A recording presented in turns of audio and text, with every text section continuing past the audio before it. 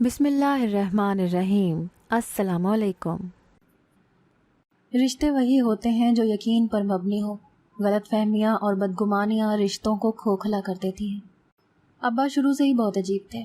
उनकी बातों का अंदाज बहुत अलग होता था। वो हमारे साथ अगर बाहर जाते और किसी गैर मर्द की नज़र मुझ पर पड़ जाती तो अब्बा मुझे गुस्सा होता, मगर अब्बा को जहाँ खूबसूरत लड़की नज़र आती अब्बा वहीं नज़रें जमा लेते। मुझे अब्बा की ये हरकत बहुत बुरी लगती, मगर मैंने कभी भी अम्मा से इस बात का जिक्र ना किया और ना ही किसी और को बताया। मगर जब कोई औरत अब्बा को उनकी तरफ देखता हुआ पा लेती तो हंगामा खड़ा कर देती, मगर अब्बा साफ मुकर जाते कि मेरी उम्र का और अपनी उम्र का कुछ लिहाज तो करो। पहले पहल मुझे महसूस होता कि शायद ये मेरा वहम है और इसको अपना वहम समझ के भूल जाती, मगर मैंने अब्बा को कई बार ऐसे ही करते देखा था। मेरे अब्बा की शादी मेरी अम्मा से तकरीबन 18 साल पहले हुई थी, लेकिन अम्मा आज भी कहती हैं कि काश मेरे अब्बा ने तेरे अब्बा से मेरी शादी ना की होती। जो तकलीफ़ मैं झेल रही हूँ वो तुम लोगों को बयान भी नहीं कर सकती, क्योंकि इसमें तुम्हारे अब्बा की इज्जत जुड़ी है। मुआशरा एक बदकिरदार मर्द को तो माफ़ कर देता है, मगर वो ही कीचड़ के छींटे जब औरत पर पड़ें तो उसको बदकिरदार कह दिया जाता है। मेरे अब्बा मेरी अम्मा से उम्र में बहुत बड़े थे, दोनों में 15 साल का फ़र्क था। अम्मा को अब्बा शुरू से पसंद नहीं थे, वजह अब्बा की बढ़ती उम्र थी। अम्मा की शादी चूँकि अब्बा से ज़बरदस्ती की गई थी। अब्बा अम्मा के चचा के बेटे थे और अब्बा की अम्मा के साथ दूसरी शादी थी। अब्बा की पहली बीवी कैंसर के मर्ज़ से दुनिया से चल बसी। अब्बा का पहले एक बेटा था और फिर मैं पैदा हुई। अम्मा मुझ पर भी कोई ध्यान नहीं देती थी। अब्बा बहुत अमीर थे। अम्मा हर वक्त शॉपिंग करने और सैर व तफरीह करने में मसरूफ़ रहती। चूँकि अब्बा के घर एक बहुत पुरानी मुलाजिमा थी जो उधेड़ उम्र थी, उन्होंने ही मेरी परवरिश की और मुझे पाल पोस कर बड़ा किया। मैं सलमा खाला के पास ही रहती। अम्मा जब सैर व तफरीह से वापस आती तो अक्सर औकात इस बात से चिढ़ जाती कि मैं हर वक्त सलमा खाला क्यों करती रहती हूँ, मगर वो ये चीज़ समझ ही ना पाई कभी कि मुझे भी एक माँ की ज़रूरत थी, जो सलमा खाला ने पूरी की। मेरा भाई आदम भी सलमा खाला के पास ही पला बढ़ा था। हम दोनों बहन भाइयों में बहुत मोहब्बत थी, मगर अम्मा भाई से सख्त नफ़रत करती थीं। वो हमेशा कहती थी कि ये मेरी सौतन का बेटा है, मेरा कुछ नहीं लगता, जबकि भाई अम्मा पर जान छिड़कता था। एक रोज़ मैं सो रही थी जब घर में अजीब सा शोर सुनने को मिला। मुझे घबराहट महसूस होने लगी। मैं जल्दी से अपने कमरे से निकली और बाहर आ गई, मगर सामने का मंजर देखकर मेरी तो रूह कांप गई। जब अम्मा और भाई आपस में लड़ रहे थे, मैंने उस रोज़ से पहले भाई को अम्मा से ऐसे कभी बात करते नहीं देखा था। मैं तो हैरान थी कि अचानक भाई को क्या हो गया जो वो अम्मा से इतनी बदतमीज़ी से बात कर रहे थे। मुझे तो कुछ समझ नहीं आ रहा था। मैं हवन्नक बनी दोनों को देखने लगी, मगर मुझे झगड़े की जड़ दिखाई नहीं दे रही थी। मैंने जल्दी से आगे जाकर भाई को बोलने से रोका और उनसे वजह जाननी चाहिए, जिस पर भाई ने कहा कि अम्मा अब्बा को धोखा दे रही हैं। अब्बा ने आखिर इनका क्या बिगाड़ा है? आज तक अब्बा को या हमें तो इन्होंने पूछा ही नहीं, ना ही अपने घर पर तवज्जो दी, और अब कुछ ना मिला तो लड़कों को दोस्त बनाने लग गई। ये जानती भी नहीं है कि वो लोग कैसे हैं। अब्बा को धोखा दे रही है इसकी दूसरी बीवी। आदम की बात सुनकर अम्मा का रंग एकदम सफ़ेद पड़ गया। मैंने अम्मा की तरफ बेयकीनी से देखा। क्या ये बात सच थी? मगर अम्मा की आंखें तो कुछ और ही कह रही थीं। अम्मा तो मुझसे नज़रें भी नहीं मिला पा रही थी। अम्मा की खामोशी ये बात वाज़े कर रही थी कि जो आदम कह रहा है वो बिल्कुल सच है। मैं तो अम्मा पर हैरान थी कि ये सब क्या हो रहा था। ताउम्र हमने कोई किसी किस्म का भी अम्मा से शिकवा ना किया। अब्बा ने भी अम्मा को कभी कुछ ना कहा और ना ही किसी काम से टोका। अभी हम बात कर ही रहे थे कि अचानक अब्बा घर आ गए। मेरी तो एकदम रूह कांप गई कि अगर अब्बा को अम्मा की हकीकत मालूम हो जाती तो अम्मा को तो घर से निकाल देते। मैंने आदम भाई की तरफ मिन्नत भरी नज़रों से देखा और उनसे इल्तिजा की कि वो अब्बा को कुछ ना बताएं। आदम भाई भी आंखों में आंसू लिए वहाँ से चले गए, क्योंकि अगर वो वहाँ रुकते तो यकीनन ये राज आज फाश हो जाता। मैं भी अब्बा से मिली और अपने कमरे में चली गई। रात का ना जाने कौन सा पहर था जब मुझे एहसास हुआ कि कोई मेरे सरहाने बैठे मेरे बालों में उंगलियां चला रहा है। मैं चौंक कर एकदम उठ बैठी। चूँकि कमरे में बिल्कुल अंधेरा था, इसीलिए मुझे कुछ दिखाई नहीं दे रहा था। मैंने अपने आसपास हाथ मारा तो वहाँ कोई भी मौजूद नहीं था। मुझे लगा शायद ये मेरा वहम है, इसीलिए दोबारा सोने के लिए लेट गई। मगर अचानक मेरे कमरे का दरवाज़ा खुला और उसमें कोई काले कपड़ों में बाहर गया और दरवाज़ा दोबारा बंद कर दिया। अब तो ये मेरा वहम हरगिज़ नहीं था। मैं एकदम खौफ में मुब्तला हो गई اور جلدی سے اٹھ کر کمرے کی لائٹ جلائی۔ کمرے کا دروازہ کھولا تو وہاں کوئی بھی موجود نہیں تھا۔ میں نے جلدی سے کمرے کی کھڑکی میں سے دیکھا تو کوئی بھی باہر کی طرف نہیں جا رہا تھا، جس کا مطلب تھا کہ جو کوئی بھی ہے وہ گھر میں ہی موجود ہے۔ وہ رات میرے لیے بہت خوفناک تھی۔ میں نے بہت مشکل سے رات گزاری۔ اگلی صبح آدم بھائی کو سب بتا دیا۔ آدم بھائی بھی پریشان ہو گئے کہ نہ جانے یہ کون ہے، مگر اس بات کا ذکر ابا یا اماں سے نہ کیا۔ بھائی تو اماں سے ناراض ہو گئے تھے اور اماں سے بات چیت بالکل بند کر دی تھی، مگر اماں کی ذات پر بالکل فرق نہ پڑا۔ ان کی ابھی بھی وہی عادت تھی، صبح سویرے گھر سے نکل جانا اور رات کے وقت گھر آنا۔ انہیں اس بات تک کی پرواہ نہیں تھی کہ ان کی حقیقت ابا کو پتہ چلی تو کیا ہوگا۔ بھائی کا رویہ اماں سے دن بدن بگڑتا ہی جا رہا تھا۔ اب تو بھائی اماں کو دھمکیاں بھی دینے لگے تھے کہ اگر وہ اپنے کام سے باز نہ آئی تو بھائی ابا کو اماں کی تمام حقیقت بتا دیں گے۔ مگر ہم میں سے کوئی نہیں جانتا تھا کہ بھائی کی یہ بات انہیں کتنی بھاری پڑنے والی ہے۔ رات ہی رات میں نہ جانے اماں نے ابا کو ایسا کیا کہا کہ اگلی صبح ناشتے کی میز پر ابا نے بھائی کو ہاسٹل بھیجنے کا فیصلہ کر لیا۔ بھائی جو ناشتہ کر رہے تھے ایک دم چونک کر بے یقینی سے ابا کی طرف دیکھنے لگے، مگر ابا نے اپنا فیصلہ سنا دیا اور ناشتے کی میز سے اٹھ گئے۔ آدم بھائی نے جیسے ہی اماں کی طرف دیکھا تو وہ ہاتھ جوڑ کر رونے لگی اور آدم بھائی سے معافی مانگنے لگی، کہنے لگی کہ یہ سب تم لوگوں کی بھلائی کے لیے کر رہی ہوں، میری بات سمجھنے کی کوشش کرو، میں تم دونوں کی دشمن نہیں ہوں، مگر جو ظلم میں سہ رہی ہوں میں نہیں چاہتی تم دونوں وہ سہو۔ مگر آدم بھائی کو اماں پر بھروسہ نہ آیا۔ وہ اماں کے لیے دل میں نفرت لیے ہاسٹل چلے گئے۔ آدم بھائی کے بعد تو گھر جیسے سونا سونا ہو گیا تھا۔ کچھ عرصہ گزرا کہ ابا کا ایکسیڈنٹ ہوا اور ابا کی دونوں ٹانگیں کٹ گئی۔ ابا معذور ہو گئے۔ اماں ہر وقت روتی رہتی اور کہتی کہ جس نے بھی یہ سب کیا ہے میں اس کو نہیں چھوڑوں گی۔ اماں ہر وقت ابا کا خیال رکھتی۔ اماں اب بھی زیادہ تر باہر ہی وقت گزارتی۔ ایک روز اماں شام کے وقت جب گھر آئیں تو ان کے ساتھ ایک بے انتہا خوبصورت لڑکی تھی، مگر وہ کافی ماڈرن تھی۔ میں نے جب اماں سے پوچھا کہ یہ عورت کون ہے تو اماں کہنے لگیں کہ تمہارے ابا کا پتہ کرنے آئی ہے، ان کی خیریت دریافت کرنے آئی ہے۔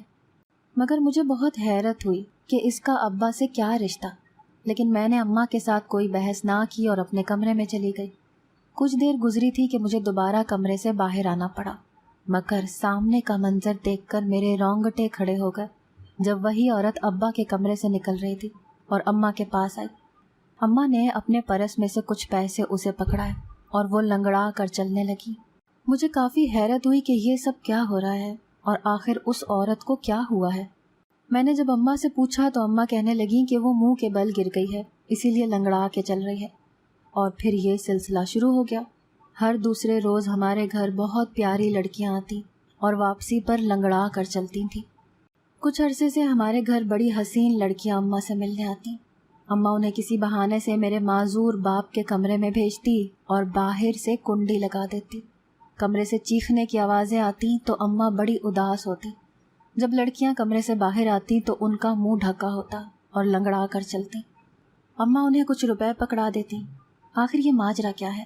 میری تو سمجھ سے بالکل بالا تر تھا۔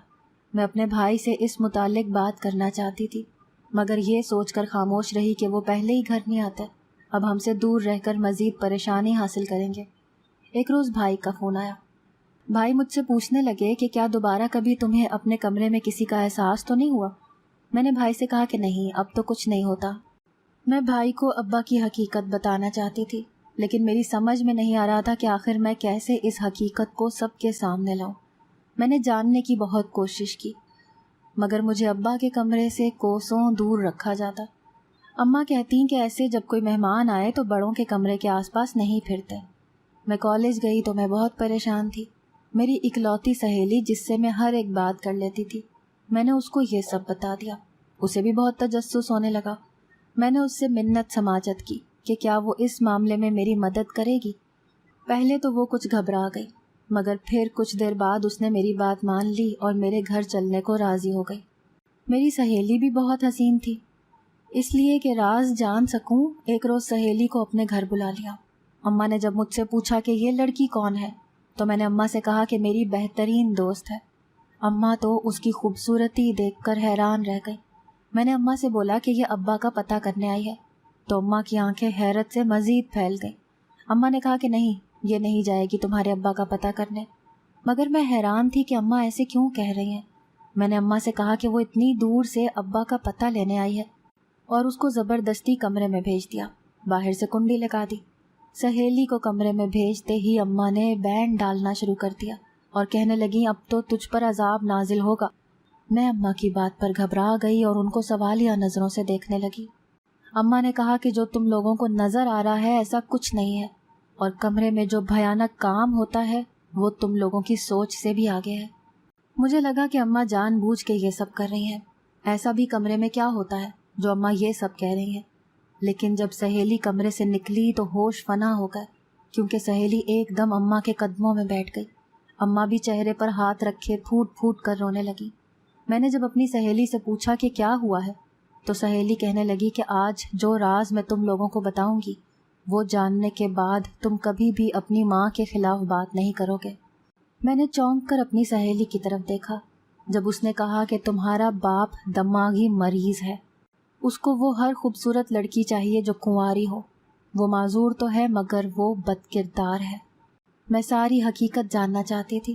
میری سہیلی تو روتے ہوئے وہاں سے چلی گئی، بولی کہ آج کے بعد تمہارے گھر کبھی نہیں آؤں گی اور نہ ہی تم سے رابطہ کروں گی، جس کا باپ ایسا ہوگا وہ خود کیسی ہوگی۔ میں تو حیران تھی اپنی سہیلی کی باتوں پر، کیونکہ میری بہترین سہیلی ہو کر بھی وہ مجھ پر ایسے طنز کر رہی تھی۔ میں نے اماں سے پوچھا کہ اماں یہ سب کیا ہے، تو اماں چہرے پر ہاتھ رکھ کر پھوٹ پھوٹ کر رونے لگیں، کہنے لگیں کہ یہ سب میری ایک غلطی کی سزا ہے۔ میں کالج کے دنوں میں محبت کرتی تھی مگر وہ شخص اچھا انسان نہیں تھا۔ میرے ابا کو جب اس بات کا علم ہوا تو وہ بہت غصے ہوئے، کیونکہ میں نے ایک ہی ضد پکڑ لی تھی کہ میں شادی کروں گی تو اسی لڑکے سے۔ جب ابا نے اس لڑکے کے بارے میں پتہ کروایا تو وہ ایک شرابی تھا، پہلے سے 2 شادیاں کر چکا تھا۔ مجھے جب یہ بات پتہ چلی تو میرا دل بہت برے طریقے سے ٹوٹ گیا۔ میں بالکل خاموش ہو گئی تھی۔ میری خاموشی کو دیکھتے ہوئے ابا نے میری شادی تمہارے ابا سے کر دی۔ ان کا ایک بیٹا تھا اور بیوی پہلے سے ہی انتقال کر چکی تھی۔ تمہارے ابا مجھ سے عمر میں بہت بڑے تھے۔ مجھے تو مرد ذات سے ویسے ہی نفرت ہو گئی تھی، اس پر تمہارے ابا کا میری عمر سے اتنے بڑے ہونا میرے لیے کسی طعنے سے کم نہ تھا۔ شادی کے پہلے پہل تو سب کچھ بالکل ٹھیک چل رہا تھا، مگر شادی کا 1 سال گزرنے کے بعد تمہارے ابا کی عادات بدلنے لگی۔ اب وہ دیر سے گھر آتے، سارا وقت اپنے دوستوں میں اور باہر گزار دیتے۔ میں سارا دن تمہارے ابا کا انتظار کرتی رہتی مگر وہ اپنا چہرہ تک نہ دکھاتے۔ میں حاملہ ہوئی تب بھی تمہارے ابا نے مجھے پوچھا تک نہ، اور تمہاری پیدائش کو ابھی 2 مہینے ہوئے تھے کہ تمہارے ابا ایک انتہائی خوبصورت لڑکی کو گھر لے آئے۔ پیسوں کی کمی تو نہ تھی اور ان لڑکیوں کو تو صرف پیسہ نظر آتا تھا۔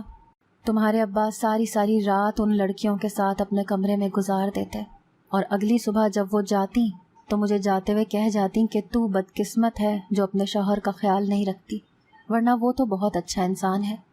میں ہر وقت روتی رہتی اور سوچتی کہ کیا میرا قصور ہے۔ جب ایک روز تمہارے ابا ایک لڑکی کو گھر لے کر آئے تو میں بھی تجسس کے مارے کمرے کے باہر چھپ گئی اور کھڑکی سے اندر کا منظر دیکھنے لگی، مگر میری جان تو اس وقت نکلی جب تمہارے ابا اس لڑکی کے ساتھ نازیبا حرکات کرتے ہوئے پائے گئے۔ میں سمجھ گئی تھی کہ تمہارے ابا کیسے انسان ہے۔ اس روز سے میں نے بھی سوچ لیا تھا کہ کچھ بھی ہو جائے میں بھی اپنی زندگی جیوں گی۔ کچھ مجھے اپنے ابا کا غصہ تھا تو کچھ تمہارے ابا کا۔ تبھی میں بھی باہر گھومنے پھرنے لگی، نئے دوست بنانا بھی میری عادت ہو گئی، مجھے کسی کی پرواہ نہیں تھی۔ تبھی تمہارے ابا کا ایکسیڈنٹ ہوا اور وہ معذور ہو گئے، یا شاید اللہ نے ان کا غرور توڑنا تھا، مگر تمہارے ابا کی ذات پر تو کوئی فرق نہ پڑا۔ تمہارے ابا نے مجھے دھمکیاں دینی شروع کر دیں کہ اگر میں ان کے لیے لڑکیاں نہ لے کر آئی تو وہ مجھے طلاق دے دیں گے۔ ایسی عمر میں طلاق لے کر کہاں جاتی؟ میں تمہارے ابا کی دھمکی سے ڈر گئی، مگر میں کسی لڑکی کی زندگی اپنے ہاتھوں سے برباد نہیں ہونے دے سکتی تھی۔ میں نے تمہارے ابا سے کہا کہ میں یہ سب نہیں کرنا چاہتی، میں کیوں کسی لڑکی کی زندگی برباد کروں؟ تو تمہارے ابا نے میرے سامنے وہ حقیقت کھولی جو میں کبھی سوچ بھی نہیں سکتی تھی۔ جب تمہارے ابا نے کہا کہ تمہیں کیا لگتا ہے یہ لڑکیاں اپنی عزت کی پرواہ کرتی ہیں؟ ہرگز نہیں، ان کو صرف پیسہ چاہیے۔ یہ پیسے کی خاطر اپنے ماں باپ کو بھی دھوکہ دے سکتی ہیں۔ اور ایک معذور کیا ایک اندھے کے ساتھ بھی رہ سکتی ہیں، شرط یہ ہے کہ اس کے پاس بہت سا پیسہ ہونا چاہیے۔ میں اپنے شوہر کی یہ بات پر دنگ رہ گئی۔ ان سے کہنے لگی کہ ہر لڑکی ایک جیسی نہیں ہوتی، مگر میرے شوہر نے کہا کہ جو لڑکیاں ایسی نہیں ہوتی ان کی چال اور ان کے بات کرنے کے انداز سے ہی معلوم ہو جاتا ہے کہ وہ کسی اچھے گھرانے سے ہے یا نہیں۔ مگر اس دلدل میں تو اکثر غریب گھرانے کی بیٹیاں ہی پھنستی ہیں، جن کو ہمیشہ پیسے کی کمی رہی ہو یا پھر اپنے گھر کو چلانے کی خاطر کچھ بھی کرنے کو تیار ہوتی ہیں۔ اماں کی بات سن کر میں تو دنگ رہ گئی۔ میری آنکھوں سے مسلسل آنسو بہہ رہے تھے۔ مجھے خود پر شرمندگی ہو رہی تھی کہ میں اپنے باپ کو کتنا اچھا انسان سمجھتی تھی، اور میں ایک ایسے انسان کی بیٹی تھی جس کو عورت کی عزت کی اہمیت ہی معلوم نہیں۔ میں غصے سے اماں کے پاس سے اٹھی اور ابا کے پاس پہنچ گئی۔ ابا بستر پر لیٹے آنسو بہا رہے تھے۔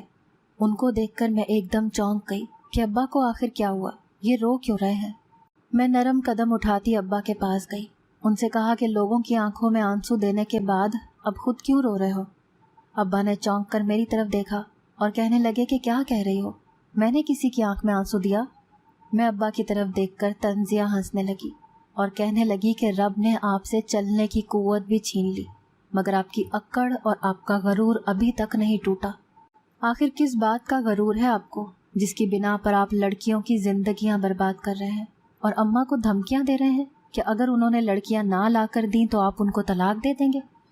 ابا خاموشی سے میری طرف دیکھ رہے تھے، پھر کہنے لگے کہ ضروری نہیں جو نظر آتا ہو وہ سچ ہو، صرف کہہ دینے پر یقین کر لینا محض بے وقوفی ہے۔ عقل مند انسان وہی ہے جو اپنی آنکھوں کے دیکھے پر بھروسہ کرے۔ میں نے ابا سے کہا کہ میں نے خود دیکھا ہے عورتوں کو آپ کے کمرے میں آتے ہوئے، اس کے بعد جب وہ کمرے سے نکلتی ہیں تو منہ کو چھپایا ہوتا ہے اور لنگڑاتے ہوئے چلتی ہیں۔ ابا میری بات پر مسکرانے لگے، کہنے لگے کہ ہاں لڑکیاں تو آتی ہیں کمرے میں، مگر میں نے کبھی ان کے ساتھ کچھ غلط نہیں کیا۔ میں نے ابا سے کہا کہ مجھ سے جھوٹ بولنے کی ضرورت نہیں ہے، میں اماں سے سب سچ سن کے آئی ہوں۔ انہوں نے کہا ہے کہ کئی بار آپ کو لڑکیوں کے ساتھ نازیبا حرکات کرتے ہوئے دیکھا ہے۔ ابا کی آنکھیں تو حیرت سے پھیل گئیں، شاید وہ میرے منہ سے یہ حقیقت سننے کی امید نہیں رکھتے تھے۔ ابا نے کہا کہ جو تمہاری اماں نے بتایا ہے ویسا کچھ نہیں ہے، میں نے تو ہمیشہ خود کو ایسی لڑکیوں سے بچا کر رکھا ہے۔ ابا کی باتیں سن کر مجھے لگا کہ میں پاگل ہو جاؤں گی۔ اماں کی باتیں کچھ اور تھیں، آنکھیں دکھا کچھ اور رہی تھیں، ابا کی باتیں کچھ اور تھیں۔ میرا سر درد سے پھٹنے لگا۔ میں نے ابا سے کہا کہ حقیقت کیا ہے آج میں ہر صورت پتہ لگا کر رہوں گی۔ میں نے ابا سے کہا کہ جو بھی حقیقت ہے مجھے صاف صاف بتا دیں، ورنہ میں بھی بھائی کی طرح آپ کو چھوڑ کر چلی جاؤں گی۔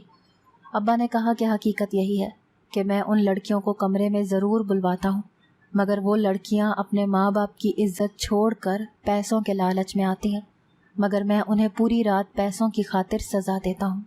انہیں ایک ٹانگ پر کھڑا رکھ کر انہیں اس بات کا احساس دلاتا ہوں کہ گناہ کی طرف چل کے آنا بہت آسان ہے، مگر گناہ کے بعد اپنے پیروں پر چلنا بہت مشکل ہے۔ میں نے آج تک ان عورتوں کا استعمال نہیں کیا، بلکہ ہمیشہ انہیں سیدھی راہ ہی دکھائی ہے۔ ساری رات انہیں اس بات کا درس دیتا رہا کہ وہ جو کر رہی ہیں وہ غلط ہے، چاہے کسی بھی مجبوری کے تحت ہو، مگر گناہ گناہ ہی ہوتا ہے۔ اور جب وہ پوری رات سزا کاٹ لیتی ہیں تو ان کو اس بات کا احساس ہو جاتا ہے، اور اگلے روز وہ مجھ سے بھی چہرہ چھپا کر اپنے گھر کو جاتی ہیں۔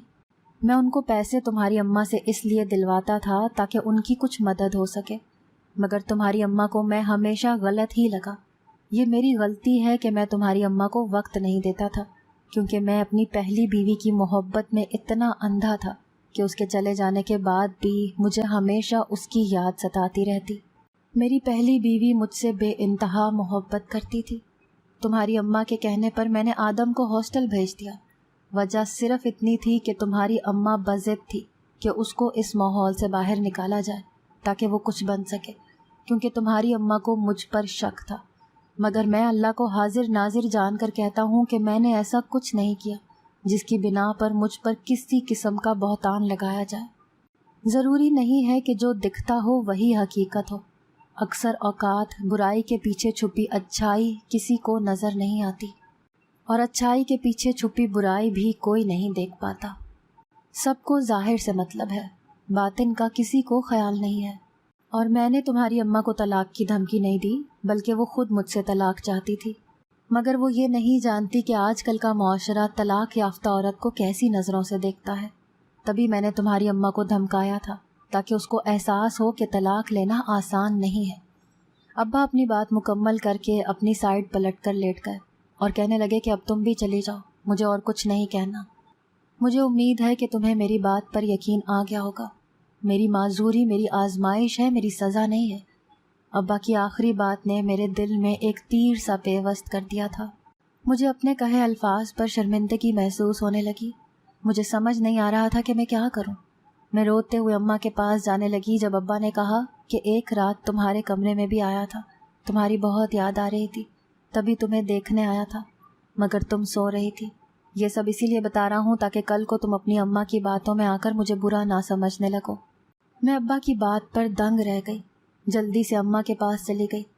اماں سے کہا کہ اماں ابا غلط نہیں ہے، ان کا طریقہ غلط ہے مگر ان کی سوچ بالکل صحیح ہے، اور ساری حقیقت اماں کے سامنے کھول دی۔ اماں تو میری باتیں سن کر حیران رہ گئی، کہنے لگی کہ میں اتنا عرصہ تمہارے ابا کو غلط سمجھتی رہی، مگر حقیقت تو کچھ اور ہی تھی۔ اماں اسی وقت ابا کے پاس گئیں اور ان سے معافی مانگنے لگی۔ ابا نے بھی فراخ دلی سے انہیں معاف کر دیا۔ ابا نے بھی اماں سے معافی مانگی کہ انہوں نے کبھی ان کو مقام نہ دیا جو ایک بیوی کا حق تھا۔ آدم بھائی گھر آ چکے تھے، انہیں بھی سب حقیقت پتہ چل چکی تھی۔ آدم بھائی نے کہا کہ میں حقیقت بہت پہلے سے جانتا تھا، تبھی تو اماں کو یہ سب کرنے سے روکتا تھا۔ اماں نے آدم بھائی سے معافی مانگی کہ انہوں نے جو کچھ بھی کیا وہ ضد میں کیا، مگر وہ یہ بھول گئیں کہ اولاد تو اولاد ہوتی ہے، اس کا اس سب میں کیا قصور۔